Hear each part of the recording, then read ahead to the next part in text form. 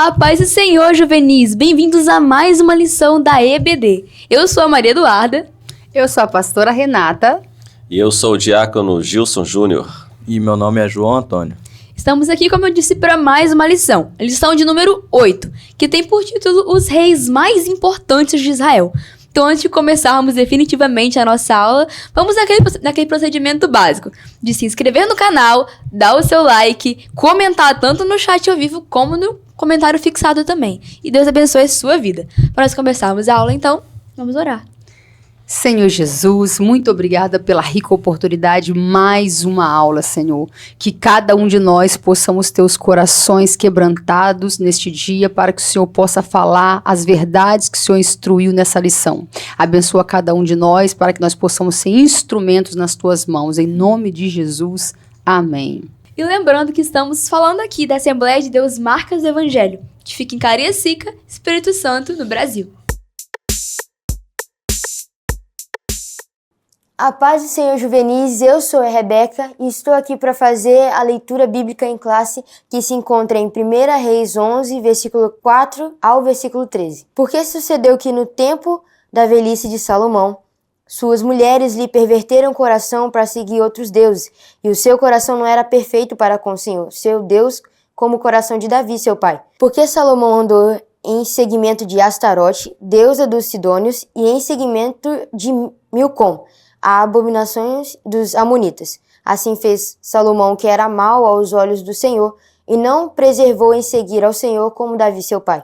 Então edificou Salomão um alto a Quemos, a abominação dos moabitas, sobre o monte que está diante de Jerusalém, e a Moloque, a abominação dos filhos de Amon. E assim fez para com todas as suas mulheres estrangeiras, as quais queimavam incenso e sacrificavam a seus deuses.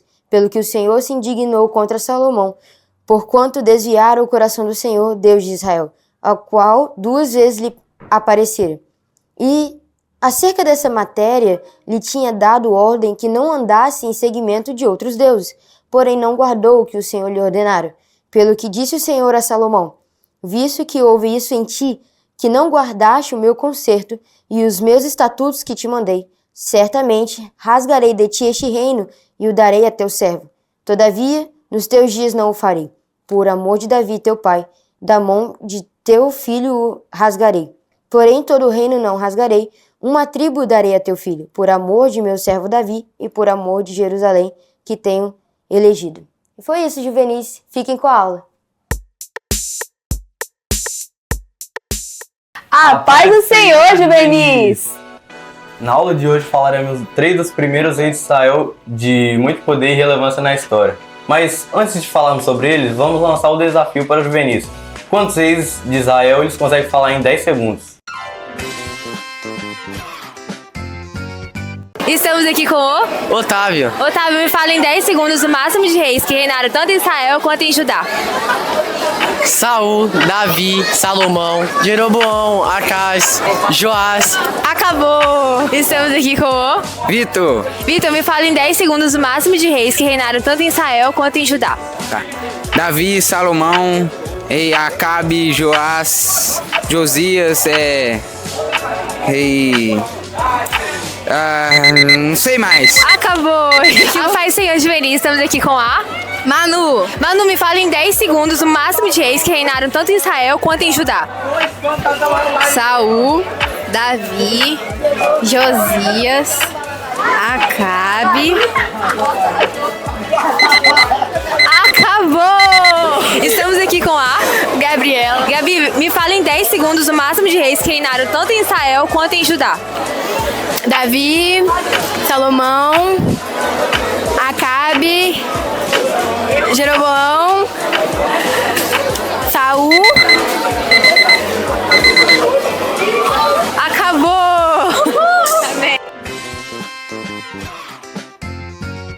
Bom, de todos esses então que vocês falaram, nós vamos falar sobre 3, como o João disse: Davi, Salomão e Roboão. O primeiro a ser falado vai ser Davi, mas afinal, o que sabemos sobre ele? Nós sabemos que ele foi o rei mais importante de Israel. Liderou o povo em várias guerras, trouxe de volta a adoração a Deus no meio do povo de Israel e etc. Vamos entender melhor com os professores lá no estúdio. Muito bem, depois desta introdução aí, nós vamos entrar nos feitos do Antigo Testamento, falando dos reis, dos principais reis, como já foi introduzido. Começando com o rei Davi, um rei muito fácil de se falar dele, dos seus feitos, porque foi um rei fantástico, de muita admiração, um exemplo a ser seguido, né, Juvenis? E é muito interessante a trajetória do rei Davi, que chama muita atenção. Até ele chegar rei, houve um período de muitos acontecimentos. Vejamos que ele foi tirado de trás das ovelhas do pai dele. Ele era pastor de ovelha. De pastor de ovelha, ele passou a ser músico do rei Saul. Depois de músico, logo ele foi visitar, levar um lanchinho para os seus irmãos na guerra. Ele viu aquela situação lá e ele se tornou um grande guerreiro. E foi assim, né? E o projeto de Deus, que interessante, que quando Deus reprovou Saul naquela situação lá com Samuel, Deus falou para Samuel: Samuel, já tenho achado um segundo meu coração. E era o rei Davi. Então Davi, como logo no começo, assim, na trajetória dele, se tornou um grande guerreiro, né? Um rei que ia pessoalmente nas guerras conquistar. E nós sabemos pela história que muitos territórios depois de Josué deixaram de ser conquistados, que vieram a ser conquistados justamente por Davi, que alcançou a plenitude da terra prometida através de Davi, que conquistou todos os reinos ali, um grande guerreiro, né? E dando seguimento, né, à questão das virtudes de Davi, ele era um rei que chama mais atenção a sua devoção a Deus, o quanto ele amava Deus, o quanto ele temia o Senhor, o quanto ele fazia tudo por causa de Deus, para glorificar a Deus. Tudo o que ele fazia, né, ele tinha em mente era para glorificar a Deus. A construção do templo, a conquista das guerras, de tudo o que ele fazia era para glorificar a Deus. A vida espiritual dele, ele tinha essa preocupação em sempre estar compondo, adorando a Deus, interessando pelas coisas, trazendo a Arca da Aliança. Como que ele ficou feliz trazendo a Arca da Aliança de volta a Jerusalém, ao seu lugar. Então nós vamos continuar falando mais um pouco sobre Davi, sobre os outros feitos dele. Isso aí, aplicando um pouco o que o Diácono Gilson falou aqui sobre Davi, que ele realmente foi um rei muito posicionado em Israel. Ele foi um rei que trouxe o povo de volta à adoração, que tinha se perdido um pouco durante o reinado de Saul. Foi um rei que lutou as guerras em nome do povo de Israel, em nome do Deus de Israel. E isso a gente pode aplicar hoje em dia nas nossas vidas. Onde quer que nós estejamos, seja em posição de filhos, ou talvez de um pai de família, você que está assistindo, ou talvez um líder de igreja, onde quer que você esteja, se você for dedicado a Deus e tiver o seu coração direcionado a Ele sinceramente, você vai influenciar as pessoas que estão ao seu redor, como Davi influenciou o povo. Porque a revista fala, né, que enquanto Davi era rei, enquanto ele estava reinando, o povo inteiro se voltou à adoração de volta a Deus. Como eu disse, que tinha se perdido no reinado anterior. E isso também pode ser visto em nossas vidas, quando nós realmente nos devotamos a Deus e cumprimos seus mandamentos e temos aquele desejo de estar perto dele, de cumprir seus mandamentos. Todo mundo que está ao nosso redor percebe isso e são influenciados por nós. Muito bem, Juvenis, falar do grande rei Davi, essa figura tão admirável que a Bíblia traz. E sem dúvida é importante a gente ressaltar que a monarquia não foi a vontade inicial de Deus para o seu povo. Deus sonhara um governo teocrático, onde Deus, através dos seus profetas, falasse ao seu povo e eles assim obedecessem e seriam imensamente abençoados. Mas nós sabemos que o povo começou a olhar para as nações ao redor, né, Duda? E admirar o povo, que tinha um rei, um exército próprio, e eles começaram a querer reis à maneira dos povos que estavam à sua volta.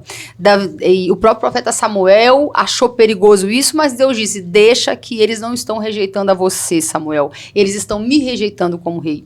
Então, ou seja, a Bíblia diz, Deus disse através do profeta Samuel, que os reis de Israel seriam ali, não é, um próprio empecilho mesmo ali na vida do povo de Israel. Quando Saul levanta, ele começa começa muito bem, foi o primeiro rei de Israel, mas nós sabemos que no final da vida ele se perdeu. E Davi ascende ao trono diante de um contexto muito conturbado, porque Davi, embora foi ungido rei, embora foi escolhido por Deus rei, ele não usurpou o trono de Saul. Ele esperou até que essa guerra fosse vencida, Deus vencesse por ele. E quantas vezes, não é verdade? Deus tem uma promessa para você. Alguma coisa se coloca entre você e essa promessa, e você quer lutar a todo custo para tirar esse impedimento do seu caminho. No tempo de Deus, se você esperar, Deus é que há de cumprir, tirar tudo que está do nosso caminho. Então Davi esperou por anos e anos, até que sendo perseguido, inclusive, por Saul, mas ele nunca desonrou Saul. Teve oportunidade de matar Saul para substituí-lo, mas assim não o fez. Ele teve a vida de Saul por preciosa. E Davi, tudo isso que Davi viveu era verdade. Davi carregava uma verdade consigo. Além de Davi ter sido rei, Davi também tinha um coração poeta. Davi, porque ele era cheio do Espírito Santo, o próprio texto diz, Samuel, Deus disse, eu já tenho escolhido do lugar de Saul alguém segundo o meu coração. Deus estava querendo dizer o quê? Alguém que agrada meu coração. As próprias reflexões de Davi simplórias sobre plantas, sobre montes, sobre vales, elas eram profundas, de um observador que reputava a Deus a causa de tudo. Davi, quando está escrevendo o Salmo 23, ele vai falar de Deus como o sumo pastor. E olha, o cuidado que ele está dizendo de Deus pelo seu povo tinha tudo a ver com a sua própria profissão, com o seu ofício do dia a dia. Davi estava querendo dizer, olha, se eu, que sou um pastor humano falho, 2 vezes dei a minha vida por risco pelas minhas ovelhas. Lutei com um urso. Quem ia lutar com um urso por causa de uma ovelha, gente? Lutou com um leão, ou seja, Davi estava fazendo o seu currículo diante de Deus, defendendo quem não tinha honra nenhuma no secreto, contra grandes inimigos. Por quê? Porque Davi acreditava que como pastor era obrigação dele lutar pelas suas ovelhas, era um dever, um cuidado, um amor que ele tinha com as ovelhas. Então Davi pode agora, com autoridade, com o coração cheio de verdade, dizer, o Senhor é o meu pastor. Se ele é o meu pastor, então, juvenil, nada te faltará. O Senhor tem pastos verdejantes para você, campos para você descansar. É muito bom saber que tem um Deus que provê nas suas emoções, um Deus que provê na sua espiritualidade, provê nas suas finanças, provê um futuro amoroso. O Senhor provê todas as coisas. Então, que nós possamos, como Davi, quantas vezes nós nem sequer vemos o sol nascer? Quantas vezes nós não reparamos a lua, como ela está bonita, hoje ela está cheia, hoje ela está crescente? Hoje não há mais poetas, porque nós estamos vivendo uma vida tão roubada pelas tecnologias, com o desenvolvimento das inteligências artificiais, cada vez mais isso nós estamos perdendo essa humanidade simplória. Então que hoje, adolescente, nós possamos resgatar. Davi era um poeta, ia para a guerra, mas depois fazia poesia da guerra. Tu és o Deus que sustenta minha mão para a peleja. Não é a minha espada que me traz vitória, é a presença de Deus comigo. Aonde eu for, o Senhor está comigo. Então que nós possamos fazer poesia daquilo que o Senhor tem feito na nossa vida. Olha, tia Renata, não foi fácil para mim, foi difícil, o pecado me cercou de perto, mas glória a Deus que me deu livramento, que me trouxe até aqui, que me guardou em santidade. Então Davi, apesar de ser um guerreiro, de ser um grande rei, nunca perdeu o coração de poeta. Isso é lindo. Lindo Glória mesmo. Outra característica que a gente vê em Davi, além de rei, de poeta, é de adorador, né? Que ele tinha aquela essência de adorador. O que você tem a dizer para nós sobre isso, João? Bom, além dessas características, Davi foi um grande adorador. O que me chama a atenção foram 3 pontos principais na vida dele que retrata ele como um adorador. Quando ele tocava a sua harpa para Saul e o espírito maligno que havia na vida dele saía da presença de Saul. E também sobre os seus salmos, ao qual ele escreve vários salmos muito lindos que retratam a glória de Deus e a sua magnitude. E principalmente no Salmo 51, qual ele mostra todo o seu arrependimento e adoração a Deus. E na volta da Arca da Aliança para Jerusalém, ao qual ele se humilha e adora a Deus pela sua bondade, e o qual trouxe de volta a presença à terra. Exatamente. Nesses 3 pontos que o João citou, a gente consegue ver que a adoração de Davi não é uma simples adoração. Não é aquelas palavras que saem da boca para fora, mas aquele desejo ardente de adorar a Deus que havia no coração de Davi. E que isso, por amor a Deus, tamanha presença havia em Davi, que a adoração dele era cheia de unção.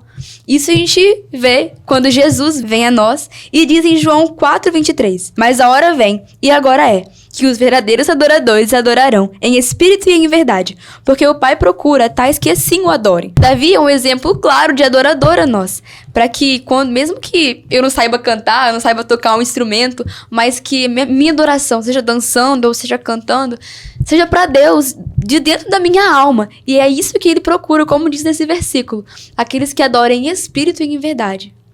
E olha que interessante, né? Davi não estava querendo fazer nada para se amostrar. Davi, ele era já conhecido como alguém que tocava na sua simplicidade, não é verdade? Davi agora está fazendo o que ele sempre fez. Mas como ele carregava a presença, o diabo não pôde suportar a adoração de Davi.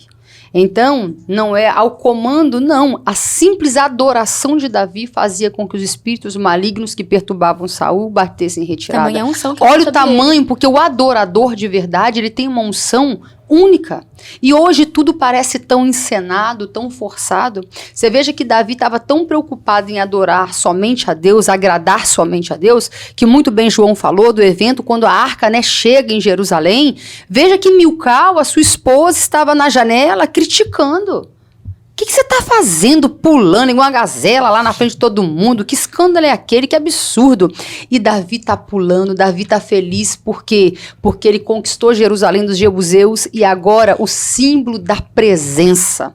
A arca da aliança está entrando. Aquilo para ele havia uma simbologia tão grande, de fato havia e ainda existe, que ele está comemorando, ele está com o coração cheio de alegria e fervor por Deus. Mas tem alguém que às vezes está criticando. Então às vezes você vai ter uma adoração tão genuína, simples, mas sempre vai ter alguém de plantão nas janelas da vida te criticando a sua forma de adorar. Mas não abra mão de ser um verdadeiro adorador, porque como a Duda leu em João, importa. E é a única coisa que verdadeiramente importa, que os verdadeiros adoradores o adorem em espírito e em verdade.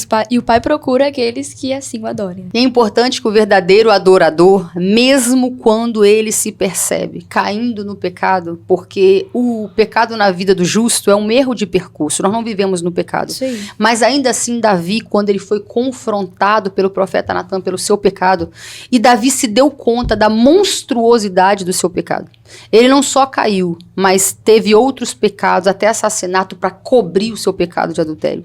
Então você veja, Davi escreve o Salmo 51 e o desespero dele não era estar no tribunal dos homens. O desespero de Davi é o mesmo, Juvenis, que deveria haver nos nossos corações. O desespero do Espírito Santo se retirar de nós. O maior medo, a maior fobia, podemos dizer, o desespero de um coração adorador é imaginar que o Espírito Santo possa bater em retirada. Se Davi disse, se o Senhor sair de mim, se o Espírito Santo se for, eu morro. Te sentia como morrer, não te sentia como morrer.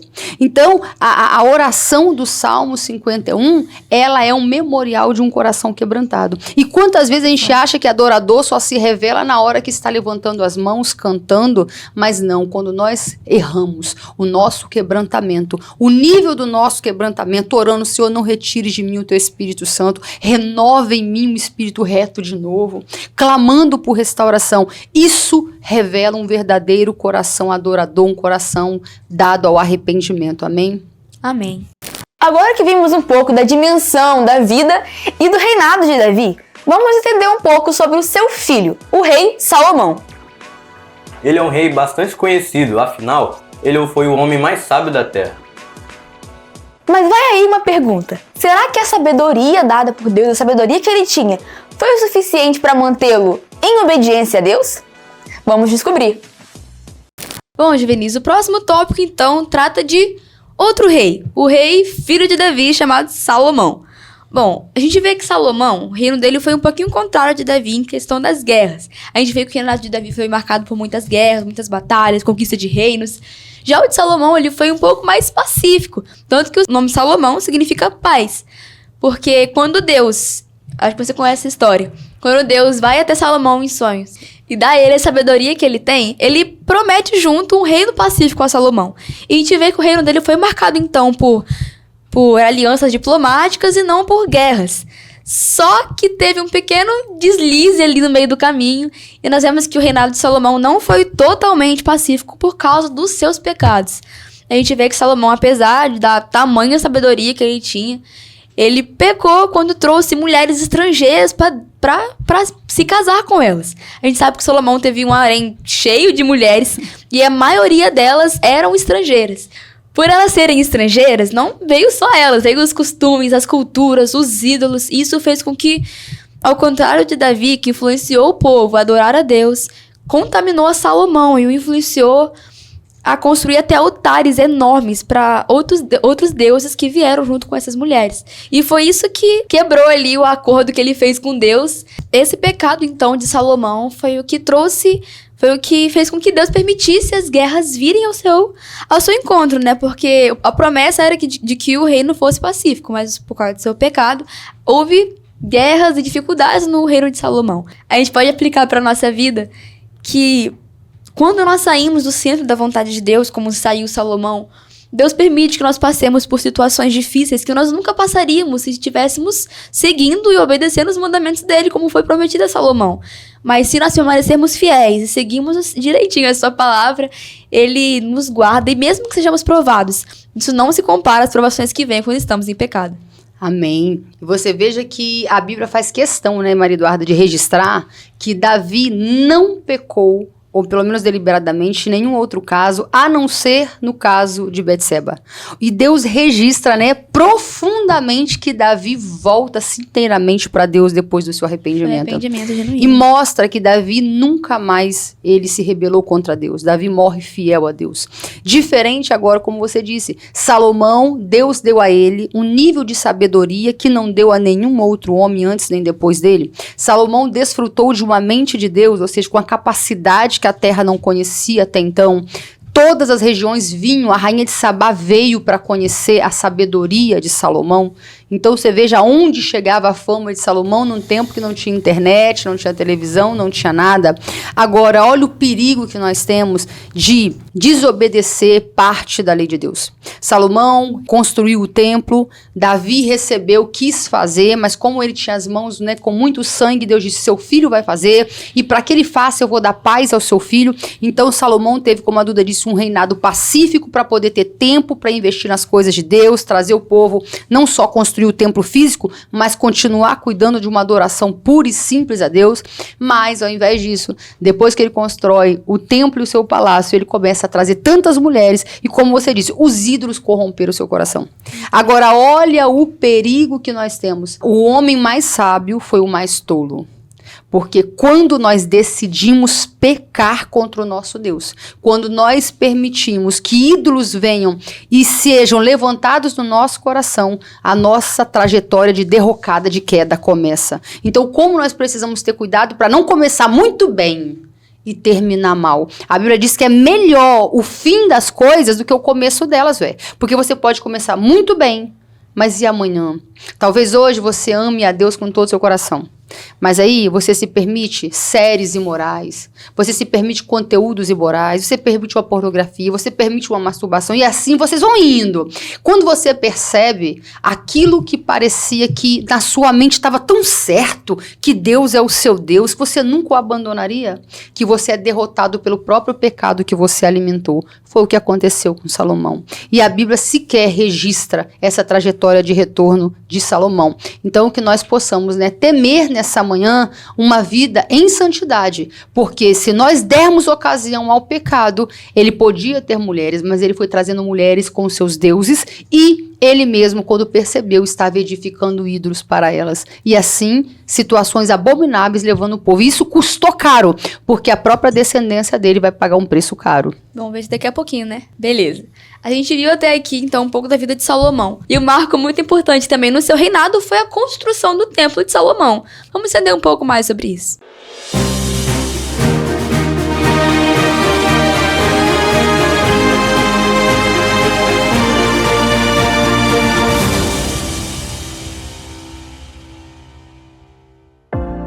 aí, juvenis, tudo bem com vocês? Estamos aqui agora para o nosso Caminhando pela História.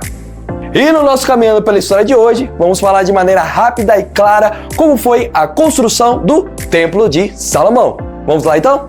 Por incrível que pareça, a ideia de construir um templo não foi uma ordenança de Deus, mas sim foi um desejo que ardeu no coração do rei Davi. Quando o rei Davi foi apresentar essa ideia ao Senhor, ele se agradou em muito, pois desde que o templo foi edificado lá com Moisés no deserto com o povo de Israel, Deus havia habitado em tenda, ou seja, não em uma construção construída através de muros, tijolos, ou seja, que nem uma casa.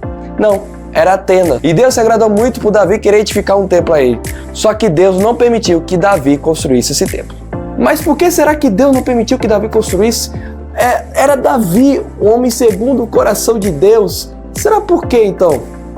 Pois é, juvenis. A resposta para essa pergunta é mais simples do que parece. Deus não permitiu que Davi construísse o templo, pois Davi era um rei guerreiro, ou seja, as mãos dele estavam sujas de sangue por todas as guerras que ele já havia travado. Então por isso que Deus disse que essa missão ficaria para o filho dele, ou seja, o rei que sucederia o trono, ou seja, Salomão. E Salomão aceitou essa missão de muito bom grado e ficou muito feliz de saber que ele edificaria o templo. E ele queria fazer isso tão perfeito, já que era para Deus, que ele demorou 7 anos para construir o templo, pois ele queria seguir todos os padrões de máxima excelência estabelecidos. Ou seja, ele usou o melhor. Ele não se preocupou com gastos, ele não se preocupou se isso era muito caro, se aquilo levaria muito tempo, não. Ele fez com tudo do melhor, com a máxima perfeição para edificar o templo do Senhor. Por isso, juvenis, eu deixo o seguinte recado para você que está me assistindo. Nós precisamos dedicar aquilo que há de melhor em nós para a obra do Senhor. E eu tenho certeza que Ele não irá só se agradar disso, mas como Ele é um Deus muito generoso, Ele irá se agradar e também irá te recompensar. É isso, juvenis, fique na paz. Esse foi o nosso Caminhando pela História. Tchau!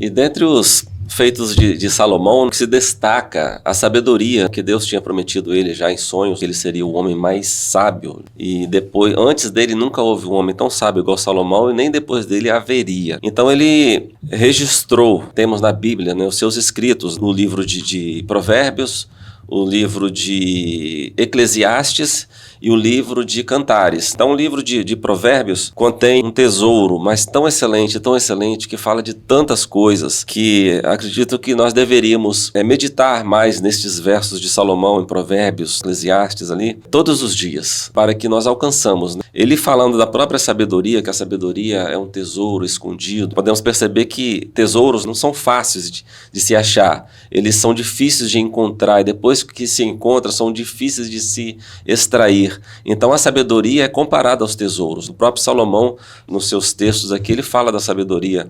E nos livros de Provérbios nós temos essa sabedoria à nossa disposição.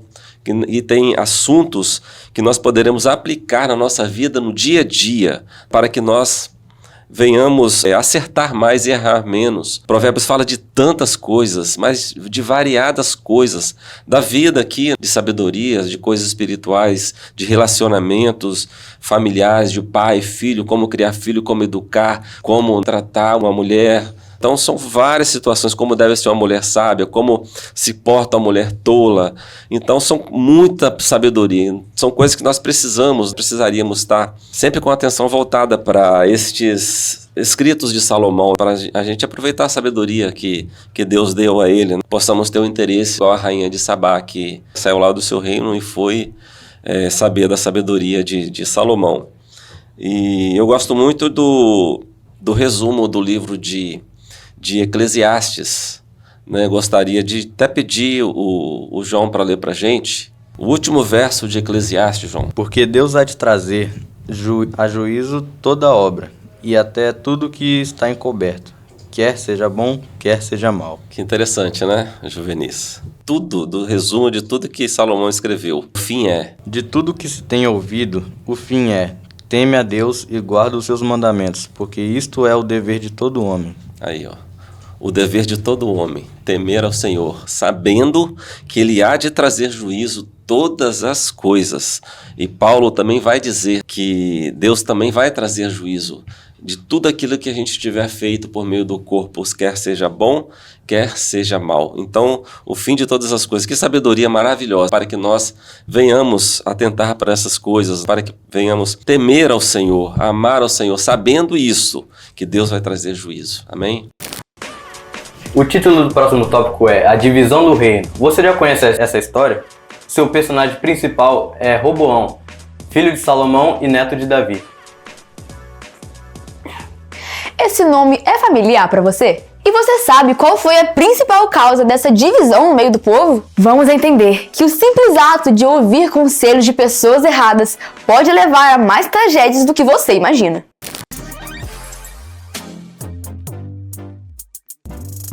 Olá, irmãos. Nós temos duas vertentes sobre o final da vida de Salomão. Uma que afirma que Salomão se perdeu e outra que acredita que no finalzinho da sua vida ele se arrepende dos seus pecados. Se Salomão é realmente o autor de Eclesiastes, e parece ser, e como toda a comunidade judaica afirma ser, como todos os pais antigos afirmam ser, é bem provável que ele se arrepende, porque o livro de Eclesiastes é escrito por alguém que já está velho e idoso no final da sua vida e que já provou de todos os pecados, de todas as taças, de todas as bandejas que o mundo oferece e não encontrou paz em nada disto. Logo, isso fica evidente que Salomão se arrepende após pouco tempo antes da sua morte. Ele volta outra vez e encontra paz em Deus. Jesus faz menção de Salomão, de que a rainha do sul se levantará porque ela veio para ouvir a sabedoria de Salomão. É também uma outra pista de que Salomão mais tarde se arrepende, já que ele teve uma experiência muito real com Deus e é bem provável, e assim se crê, que ele tenha se convertido nos últimos minutos finais. Que Deus abençoe você e que mantenha você firme e não seja enganado como Salomão foi. Vimos então até agora como que Salomão foi um homem sábio, foi um homem entendido, um escritor magnífico. Todas as suas passagens de Eclesiastes, Provérbios, Cantares foram realmente muito edificantes para todos aqueles que leem. Mas, como eu e a pastora Renata dissemos agora há pouco, Salomão pecou e isso gerou consequências muito graves. Uma delas foi a divisão do reino de Israel em dois, o reino norte e o reino sul. A sua principal causa foi o pecado de Salomão com as mulheres e os ídolos. Porque quando ele desobedeceu a Deus, Deus decidiu tirar o reino dele. Só que por amor a Davi, ele resolveu não tirar o reino inteiro e não tirar enquanto ele ainda estivesse vivo. Por isso aconteceu no reinado posterior, que foi o de Roboão, filho de Salomão e neto de Davi. Durante o reinado de Roboão, o povo pede clemência a ele, porque o reinado de Salomão foi um reinado com muito julgo para aqueles que trabalhavam para o rei. Então eles vão até Roboão e pedem clemência a ele, misericórdia. Só que ele, por ouvir conselhos errados, e ouvir conselhos dos jovens da época dele, não dos anciãos que realmente entendiam do assunto, ele negou essa misericórdia, e por isso o povo ficou irado e seguiu outro líder, que foi Jeroboão. Bom, como a Duda disse aqui, Roboão foi o sucessor de Salomão. E na coroação, digamos assim, Roboão reuniu o povo em Siquém, onde o povo foi e fez um pedido, que era por clemência e que aliviasse o jugo do governo. Só que Roboão, não dando ouvidos ao povo, decidiu falar assim, que vocês venham 3 dias após. Roboão foi até os anciãos daquela época e perguntou o que ele deveria responder ao povo. E os anciãos falaram bem assim, aqui na passagem do capítulo 12 de 1 Reis. E eles lhe falaram dizendo, se hoje fores servo deste povo e o servires, e respondendo-lhe, falares boas palavras, todos os dias serão teus servos. Assim, se Roboão fosse servo do povo, digamos assim, atendendo seus pedidos, retribuindo esse favor, o povo seria seu servo. Porém, Roboão deixou o conselho dos anciãos e foi pedir conselhos aos jovens que cresceram com ele. Quão destrutivo pode ser o conselho de pessoas erradas, que disseram. E os jovens que haviam crescido com ele falaram dizendo, Assim dirás a este povo que te falou: teu pai fez pesadíssimo o nosso jugo, mas tu alivia de sobre nós. Assim lhe farás. Meu dedo mínimo é mais grosso do que os lombos de meu pai.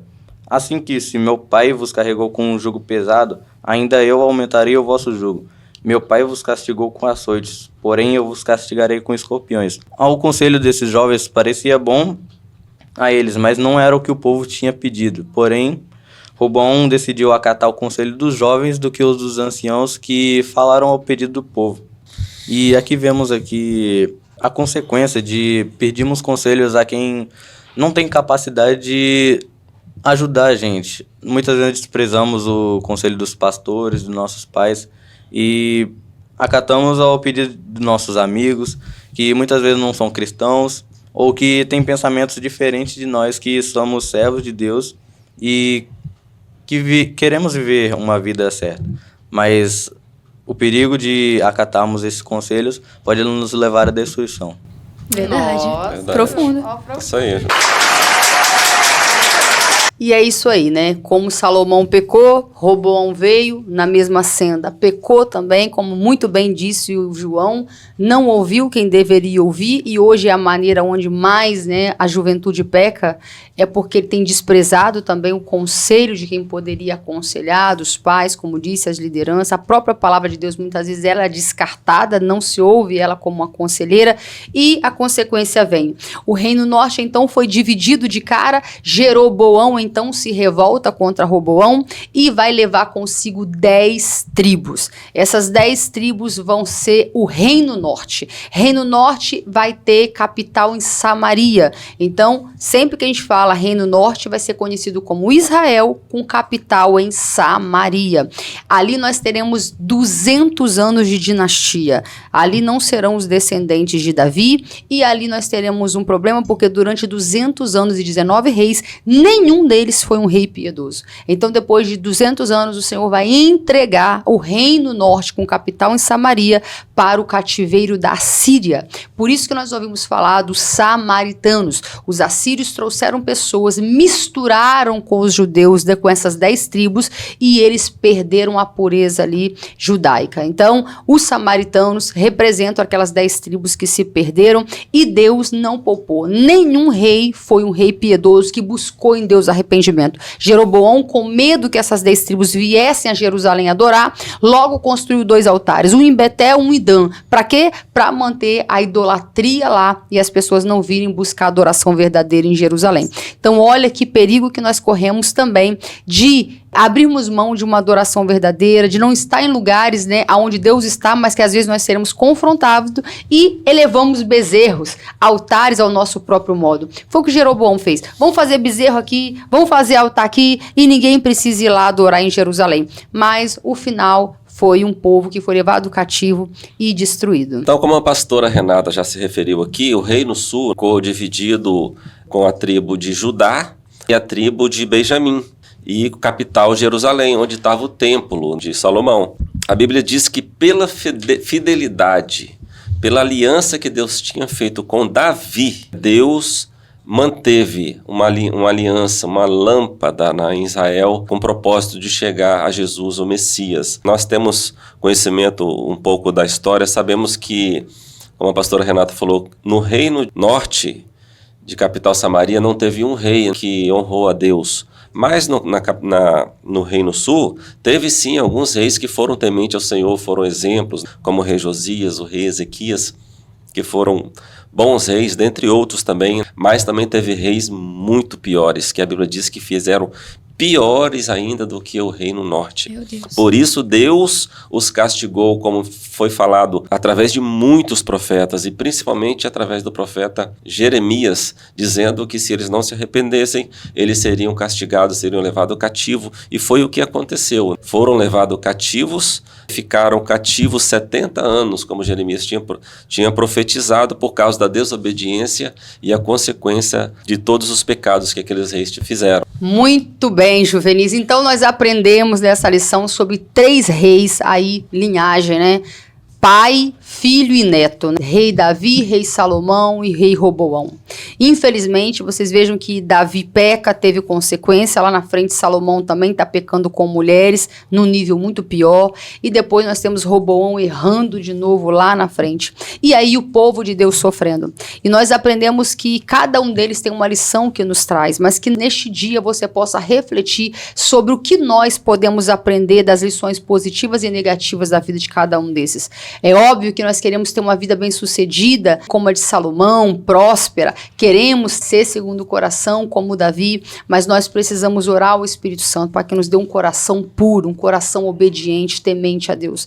Porque todos nós, a hora que o orgulho entrar no nosso coração e o pecado passar a fazer parte das nossas ações, certamente nós também iremos ruir. Deus não mudou. Ele ainda é misericordioso para aqueles que o buscam em arrependimento sincero. Mas se nós traçarmos como aconteceu aqui, uma busca desenfreada pelo pecado, como foi o Reino Norte, eles ficaram sem memória. Deus os destruiu. Então que nós possamos ser um povo que aguarda o grande dia em que nós vamos conhecer o rei Davi, se Deus quiser, conhecer todos os reis fiéis, justos fiéis, que a Bíblia se refere, que resistiram ao pecado e resolveram amar a Deus para que nós possamos estar lá e adorar junto com eles. Amém? Bom, entramos agora no momento da oferta. Aqui abaixo aparecem as formas de pagamento e também tem a campanha dos 1000 valentes, onde estamos arrecadando dinheiro para comprar esse espaço maravilhoso ao qual fazemos nossos cultos e a EBD. Amém. Deus abençoe vocês. Ainda que a figueira não floresça, ainda que não dê fruto nessa verde, continue confiando naquele que me prometeu. Eu não temo o que vejo, eu creio em ti. A alegria do Senhor é a minha força, é a minha força. A alegria do Senhor é a minha força, é a minha força.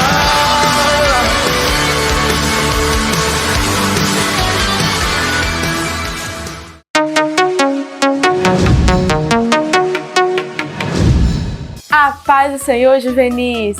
E agora chegou a hora do quiz. E eu espero que vocês tenham prestado bastante atenção na aula para que consigam responder todas as perguntas. E então, vamos para a primeira pergunta.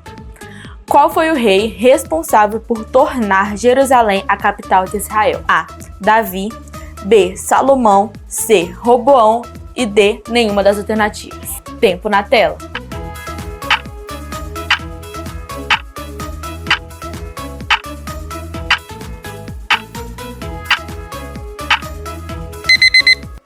E então, se você falou que a alternativa A, Davi, é a certa, você acertou. Pergunta número 2. O que significa o nome Salomão? Alternativa A, comunhão. B, união. C, paz. D, alegria. Tempo na tela.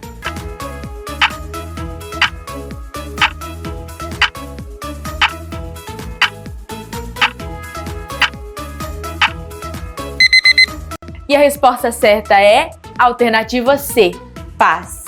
Pergunta número 3. Por qual motivo Deus não permitiu que Davi construísse o templo? Alternativa A, porque ele já estava muito velho. B, porque ele tinha pecado e não estava santificado o suficiente. C, porque ele não era digno. D, porque suas mãos estavam manchadas com o sangue das guerras. Tempo na tela.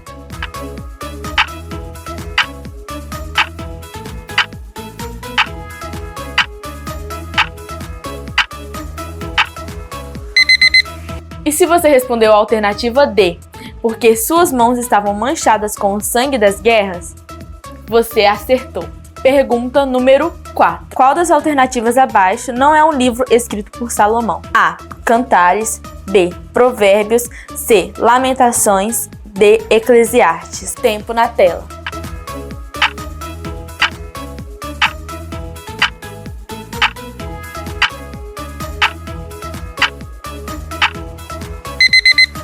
Se você respondeu a alternativa D, Eclesiastes, você errou, porque a alternativa certa é C, Lamentações. E agora nós vamos para a quinta e última pergunta. Quais foram as duas tribos que permaneceram sob o governo de Roboão depois da divisão? Alternativa A, Judá e Efraim. B, Dan e Naftali. C, Judá e Benjamim. D, Judá e Ruben. Tempo na tela.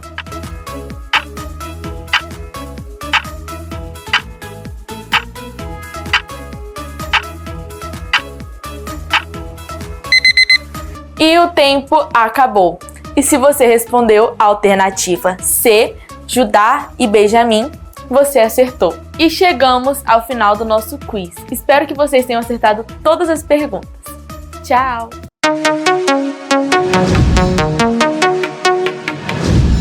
Então chegamos ao final da nossa aula abençoada, e vamos orar para finalizarmos. Senhor nosso Deus, nós te louvamos por estarmos aqui, Senhor, aprendendo, Senhor, essas lições maravilhosas, Senhor. Que possamos, Senhor, aplicar, Senhor, estas lições, as aplicações que nós aprendemos aqui para a nossa vida, para que não venhamos cair nos mesmos erros que nós vimos aqui o exemplo, mas que podemos seguir exemplos de fidelidade ao Senhor, de amor ao Senhor. Amém. Que o Senhor venha abençoar a cada um juvenil que está aqui presente, guardando, Senhor, dando direção em todas as coisas. Nós te louvamos por tudo, Senhor, no nome de Jesus. Amém. Amém. Tchau, juvenis. Tchau, juvenis. Tchau.